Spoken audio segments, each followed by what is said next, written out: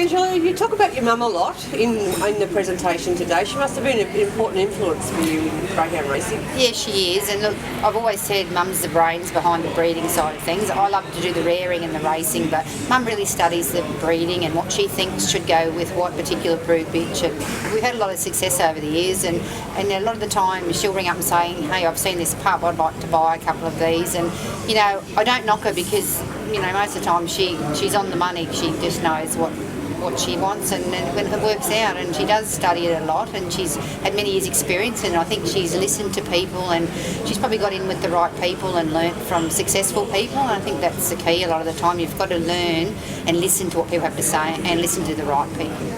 So you're very passionate also about the rearing side of this sport industry. Do you want to explain to me why and what are your views on rearing? I think rearing probably is 95% of whether your dog's going to make the track or not. It's extremely important. You know, for the dog to grow up and be healthy, it needs to be fed really well. It needs to be kept flea-free and worm-free. You know, you just can't cut corners when it comes to dogs. You know, people say, oh, I can get this dog reared $40 a week, or that one's $70 a week. Well, more than likely it's $70 a week for a reason. You know, they're probably feeding better quality food, and it's really important. You know, they're not a cheap animal to have. It costs a lot of money to rear a dog, and really you've got to give it the best you can give it, and that includes, besides good feeding, you know, plenty of exercise, you know, sunshine.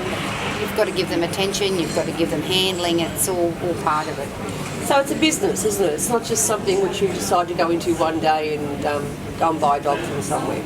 Yeah, look, it started out as a hobby for us. We did actually just get 2 dogs given to us, and we actually reared our first dogs in a backyard, and we used to take them to a velodrome and gallop them every day. And look, they both won races, they made it to the track, and I guess we learnt from there, and eventually we got our own place and we started rearing them ourselves and learnt from other people we originally had reared them with, and then we set our place up the same. And yeah, we've had a lot of success, and I guess it's become more of a business now to us than a hobby, but you know, we love the animals. We've got a great passion for the dogs themselves, and it's important to us the whole stage of their life, whether it be the whelping stage, the retiring stage. You know, all our dogs go to GAP if we can't keep them ourselves, the adoption program, and to me that's a really important thing as well, because they are a wonderful animal and they deserve a home. So you've given up a lot of your time today. Why is it important that GOV goes out and speaks to stakeholders such as yourself, and you come onto the panel and we talk to people about the issues facing our industry? I think it's important to talk to people that actually are passionate about the sport and do well in the sport.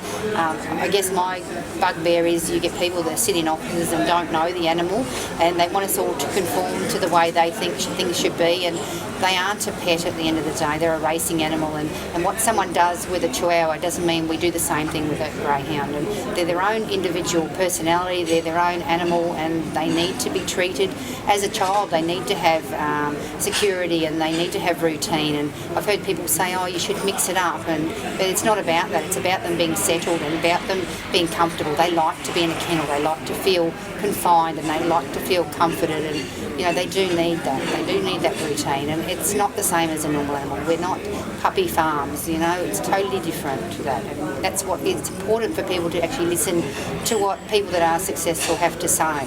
So how should we go about that? Like, GOV is really trying to educate the people in the sport, the industry. We don't even know whether to call it a sport or an industry at the moment. We're sort of half there. What would be the best way to go about that? I think having days like this is fantastic.